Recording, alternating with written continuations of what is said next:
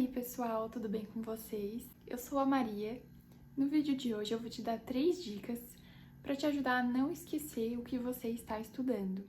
A primeira dica é: revise com técnica de repetição espaçada. A repetição espaçada é um conceito aprovado pela psicologia cognitiva que se baseia na curva do esquecimento. Essa curva do esquecimento, ela mostra como a nossa memória vai enfraquecendo ao longo do tempo se a gente não volta e revisa um conteúdo, um assunto, para refrescar a memória.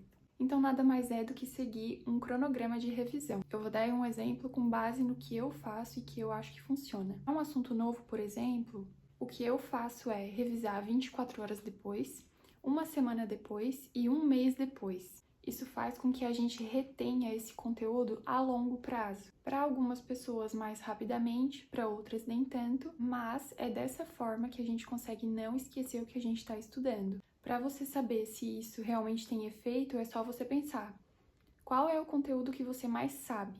Provavelmente vai ser o conteúdo que você mais revisou, que você mais estudou. Por isso que é tão importante você ir revisando ao longo do tempo, ao longo das semanas, e não deixar para revisar só na semana que você for fazer a sua prova. A chance de você recuperar na sua memória o que você revisou é muito mais eficiente se você está fazendo a revisão espaçada do que revisar uma vez no pré-prova, na semana da prova, que ainda vai juntar com nervosismo e ainda com o acúmulo de conteúdos. A dica número 2 é: ensina alguém ou finja que você está ensinando. Essa dica se baseia na técnica de Feynman, que é uma técnica criada pelo físico Richard Feynman.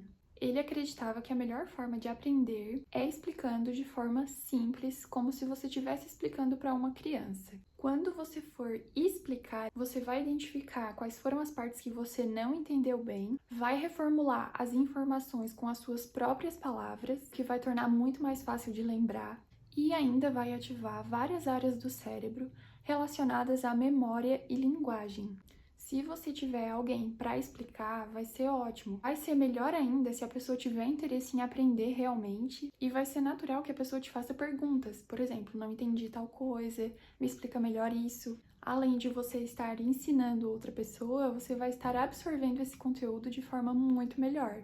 Vou te dar outro exemplo. Quando meu marido e eu estudávamos juntos, tinham muitos assuntos que ele estava mais à frente do que eu. Eu ia lá e pedia para ele me ensinar, porque com a explicação dele eu entendia de forma muito mais fácil, às vezes, do que um professor falando, sabe? É muito bom quando a gente usa as nossas próprias palavras para explicar alguma coisa. E no final das contas, ele teve um resultado mais rápido do que eu, porque me explicando, ele aprendeu muito mais do que eu que estava ouvindo, porque eu ainda precisei revisar mais, fazer mais questões, praticar mais.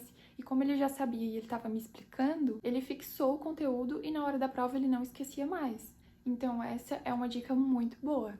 Agora, se você não tem ninguém para te ouvir, você pode falar em voz alta para você mesmo, pode ir fazendo perguntas para você mesmo, para você ir respondendo sem olhar na colinha, sabe?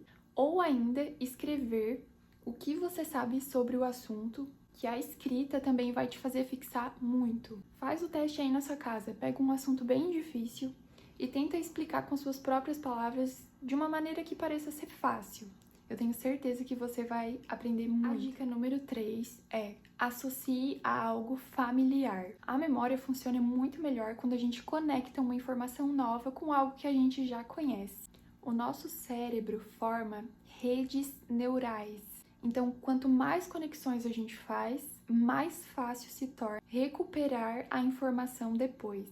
Você pode relacionar esse assunto a alguma experiência pessoal, a alguma história, alguma música, até mesmo alguma piada que você tem na sua cabeça ou que você já conhece. Tem muito conteúdo que eu memorizo levando para o lado do humor. Fazer mnemônicos também é uma ótima opção.